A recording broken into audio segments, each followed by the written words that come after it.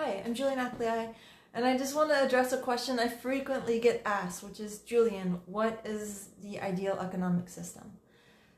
And my thought for a while has been that, okay, there's this huge competition in our society between capitalism and communism, or socialism, or whatever. But in my opinion, those are two complementary forces that always have to coexist, and anytime one force is too weak, people will naturally seek to use the government to increase the weakened force. People in recent years have been pushing for more communism or socialism because the communal forces in our society are so weakened, and that has to be addressed one way or another, and either through the government or through another means. So my personal opinion is that what is natural and healthy is for men to be capitalist and women to be communist. So basically you would have men carrying on as normal, trying to make money, being competitive, the free market, whatever they do. And but men would support women, their wives. And then their wives would basically be communists who spend a lot of their time, rather than working a job, they spend it doing good deeds. Because this is what women naturally do.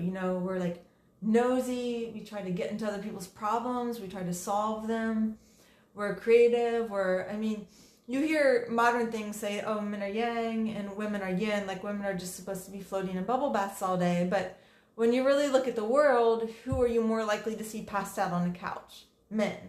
That's why men probably need jobs and stuff, because they have to be kind of forced to work. But women are always let's paint our name on mugs, let's make a cake for, we're always coming up with ways to expend energy, usually trying to build relationships or help other people. So men would carry on as usual, but in my system, women would basically be, I think that the concept when you have men as being in the workforce and women as being housewives, that is problematic because the women are in a really vulnerable position, and a lot of the husbands will be assholes, a lot of the marriages will fall apart, and then the women are in a bad position, like me. But if women were actively involved in communism, aka solving the problems of the community in creative ways with each other, then they would have a built-in social support system. They'd be connected to the world, they'd be connected to lots of people. They wouldn't be vulnerable and isolated. In addition, and this is a key point, in a system where you had 50% of the population working, but not for profit, working just to do good, you would have a really fucking strong social fabric. So nobody, male or female, would be as vulnerable. Nobody would be as isolated. Because everybody would be everyone would have these women buzzing around them, trying to figure out what's going on and trying to solve the problems. And is this practical? Yeah, I think it is practical because men working and women being housewives was practical. So this is really the same idea, just rather than being isolated nuclear pods, the women would be approaching life in a communal fashion with each other, creating a fabric that spans the whole community. So it's rather than focusing on having a nice dinner ready for the husband when he came home, it might be more things like potlucks. It would include, poor people, homeless people, people who don't have anyone. And that would really make life way more interesting for everyone. And so many services that we have now wouldn't really be necessary. And so much of the stuff that we do to try to entertain ourselves and fill the void would no longer be necessary because life would just be a lot more interesting, when you had a bunch of people set free to solve problems. And, you might have to loosen up some social regulations to give women more free reign. But I think one of the great things about women that we should really take advantage of is that women are safer than men. There's nowhere in the world where bands of women go around decapitating people and trying to make them wear robes and hide in black boxes in their basement. It's just it's not really something women do.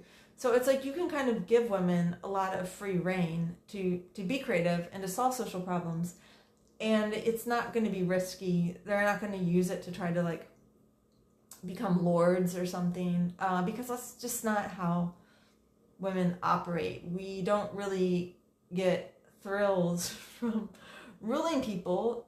We get thrills from being in groups and being creative and feeling like we're helping people. And I mean, that might sound like I'm painting women with in a positive spin, but I mean, I think that's just sort of female nature, you know. It's like, I don't think we do as well in capitalism because you're supposed to be driven by self-interest to a large extent, and I think women are less motivated by self-interest. You know what I mean? It's like maybe we would want to be successful technically, but is it going to get us out of bed in the morning? Probably not. But we'll like, you know, if like we like a man and he's craving a certain muffin, bam, we'll be out of bed trying to get him that muffin, you know? If there's like, so I mean, we're really just motivated, I think, by trying to help others. It's like, just gives us the type of motivation we need, and that type of motivation is almost discouraged in capitalism because it's all about that people are motivated by self-interest, people are motivated by competition, and I just think for women, competition and self-interest are just not strong motivators at all. It's really bonding with others, solving other people's problems that gets us out of bed in the morning. And so you would see women, I think, being way more dynamic and being way more high performers in my model. I'm Julie Ackley, and this is what I think our economic system should be. Thank you.